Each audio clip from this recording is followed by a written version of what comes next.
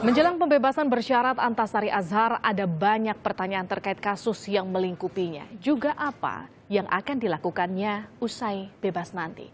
Sore ini kita sudah bersama dengan pengacara Antasari Azhar, Bonyamin Saiman. Selamat sore Pak Bonyamin. Sore, Assalamualaikum warahmatullahi wabarakatuh. Waalaikumsalam Pak Bonyamin, hampir 8 tahun ditahan. Apa rencana pertama Antasari Azhar usai lepas dari penjara?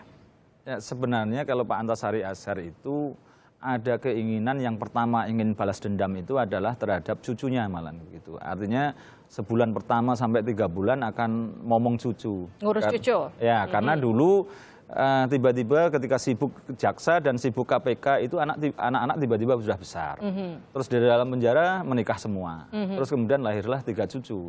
Nah itu beliau akan spontanitas akan membayar hutang terhadap masa-masa yang hilang itu dengan momong cucu. Gitu. Jadi itu adalah rencana prioritasnya? Ya, prioritasnya itu adalah. Tapi kalau kita bicara soal kembali lagi statement Antasari Azhar, saya dipenjara atau dihukum bukan karena saya bersalah dalam kasus ini. Ya.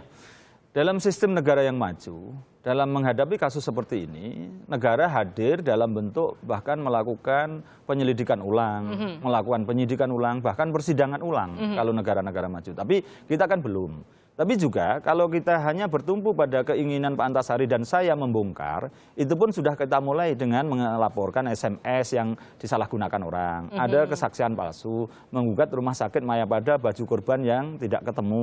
Nah itu nampaknya kan membentur tembok, karena memang tidak punya kewenangan. Misalnya SMS tadi, ini kan harus membuka lagi di operatornya, di Telkomsel. Karena kita tidak punya kewenangan kan tidak bisa apa-apa. Terus misalnya tentang balistik misalnya, itu peluru dan senjatanya yang tidak cocok. Terus juga baju korban berkaitan tembakan dari depan dan dari samping. Itu kami dengan berjuang kayak apapun, gugat ke pengadilan kayak apapun, pasti akan nabrak tembok karena tidak punya kewenangan untuk menggeledah, menyita, membuka di operator telepon selulernya. Gitu. Nah itu mestinya dalam pengertian ini saya akan mengajukan tuntutan, tanda petik itu badan negara harus hadir. Nah ini bisa karena kasusnya besar dan menarik perhatian masyarakat ini, kepentingan ini bahwa harus dijernihkan, harus dibersihkan. Karena kalau tidak ini akan menjadi beban sejarah. Harus dijernihkan dan harus dibersihkan, katakanlah harus butuh pengusutan ulang kasus ini. Iya, artinya pada posisi itu negara dalam hal ini presiden bisa membentuk tim. Kalau di kejaksaan ada istilah tim eksaminasi untuk mereview kembali seperti apa. Setidak-tidaknya ini dari administrasi aja sudah kena. Ketika Pak Antasari itu diperiksa, ditangkap dan ditahan, tidak ada surat izin dari Jaksa Agung.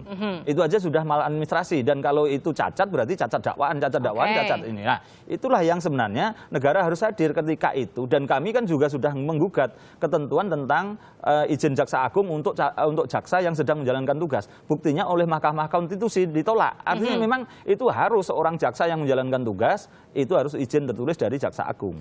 Nah. Kalau Anda tadi mengisyaratkan nampaknya Antasari Azhar itu masih menggebu-gebu untuk mengusut ulang kasus ini. Tapi kalau saya mengutip kalimat Antasari Azhar di 25 Agustus dari tribunnews.com, ia mengatakan apa yang saya tahu saya simpan untuk saya sendiri. Kalau Pak Bonyamin ingin bongkar kasus ini silahkan. Artinya kemungkinan besar apa yang terjadi, apa fakta-faktanya tidak akan keluar dari mulut dari mulut seorang kita katakan Antasari Azhar. Ya.